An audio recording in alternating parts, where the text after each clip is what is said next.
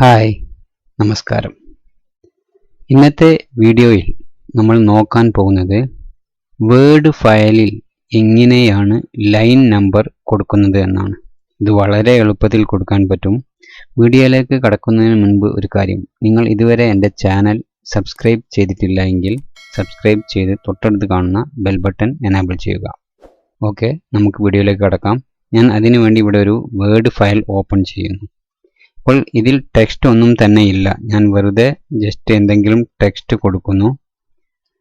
Line number കൊടുക്കുന്നതിന് text വേണം എന്നൊന്നുമില്ല. ഞാൻ ജസ്റ്റ് നിങ്ങൾക്ക് കാണിക്കാം. ഓക്കെ, ഇനി ഞാൻ ഇവിടെ ഈ പേജ് ലേഔട്ടിൽ വന്നിട്ട് നിങ്ങൾക്ക് ഇവിടെ കാണാൻ പറ്റും ലൈൻ നമ്പേഴ്സ് എന്നത്. ഞാൻ ജസ്റ്റ് ക്ലിക്ക് ചെയ്യുന്നു. അതിനുശേഷം ഇവിടെ കണ്ടിന്യൂസ് ക്ലിക്ക് ചെയ്യുന്നു. ഒന്നുകൂടെ കാണിക്കാം.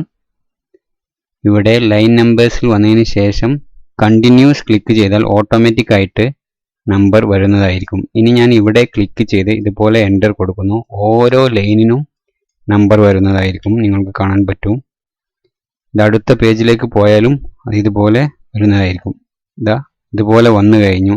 ഇനി നിങ്ങൾക്ക് ഇതിൻ്റെ വിഡ്ത്ത്, ഇതിൻ്റെ ഡിസ്റ്റൻസ് കൂട്ടണമെന്നുണ്ടെങ്കിൽ നമുക്ക് നമ്മുടെ ലൈനിനനുസരിച്ച് ഓട്ടോമാറ്റിക് ആയിട്ട് തന്നെ ഇത് മാറും. ഞാനിവിടെ Ctrl+A സെലക്ട് ചെയ്തതിന് ശേഷം ഇവിടെ ഹോമിൽ വന്നിട്ട് നമ്മുടെ ഇതിൻ്റെ സ്പേസ്, രണ്ട് ലൈനുകൾ തമ്മിലുള്ള സ്പേസ് കൂട്ടിക്കൊടുത്താൽ നിങ്ങൾക്ക് ഇവിടെ അതും ഓട്ടോമാറ്റിക് ആയിട്ട് മാറുന്നത് കാണാൻ പറ്റും.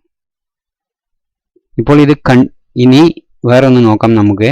ഇതിൻ്റെ രണ്ടാമത്തെ പേജിൽ 13 കഴിഞ്ഞിട്ട് 14 വരുന്നത്. ഇനി നിങ്ങൾക്ക് അടുത്ത പേജിൽ വീണ്ടും ഒന്നിൽ നിന്ന് തന്നെ വേണമെന്നുണ്ടെങ്കിൽ അതും ഇവിടെ വന്ന് അത് സെറ്റ് ചെയ്യാൻ പറ്റും.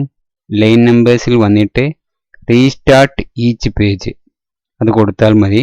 അപ്പോൾ ഇനി നമുക്ക് ഒന്നും കൂടെ നോക്കാം.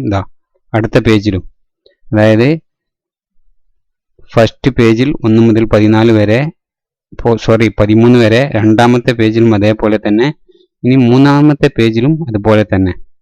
ഇത് കണ്ടിന്യൂസ് കൊടുക്കുകയാണെങ്കിൽ അത് കണ്ടിന്യൂസ് ആയിട്ട് വരുന്നതായിരിക്കും.